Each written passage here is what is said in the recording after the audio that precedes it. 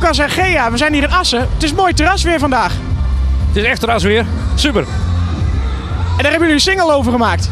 Ja, samen met jou op het terrasje. We gaan hem straks doen. Dus, Ja, het is een nummer van onze vaste tekstschrijver, Jeroen van der Heijden. En, het nummer is eigenlijk al een jaar oud. We hebben vorig jaar de videoclip al opgenomen. Maar je moet gewoon even wachten op het juiste moment. En het is, nou, ja, overal wordt het mooi weer. Dus we knallen hem er nu in. Het is overal terras weer en een lekker liedje om mee te doen. En waar is de clip opgenomen? In het centrum van Veendam, in Groningen. En wat hebben jullie met Veendam? we hebben een goede kameraad en compagnon met een drukkerij daar zitten.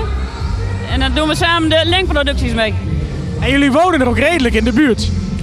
We wonen in het allerberoemdste plekje van Nederland, Oude Pekela. Tenminste, dat zegt de Elsevier. Maar we zijn er niet mee eens hoor. En dan hebben jullie ook nog een Lucas en Gea presenteert. Komt daar binnenkort nog wat meer van? Ja, we hebben deze week een nieuw album uitgebracht, volume 2. En 9 oktober komt volume 3 uit. En we zijn nu met volume 4 bezig. Ja, dat loopt eigenlijk geweldig, want je hebt heel veel artiesten. Die hebben geen platenmaatschappij en dus ook geen distributie. En dat is een goede manier om toch in de aandacht te komen van de radiostations en om in de winkel te liggen. Dus ja, dat werkt. Op een gegeven moment als je je platenmaatschappij verliest, omdat je gewoon te weinig geld verdient voor zo'n maatschappij, ja, dan wordt het gewoon heel moeilijk. En dan kun je plaatje kun je niet meer aan de straatstenen kwijt.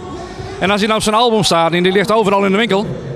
Ja, en we hebben een aantal leuke shows waar we gaan doen, ook met die artiesten. We staan met die artiesten op Del Sail. En we hebben een artiest in het voorprogramma staan, op een grote podium van Bella Paris. Nou, we doen een aantal dingen voor TV Oranje natuurlijk, met die artiesten. Ja, helemaal geweldig.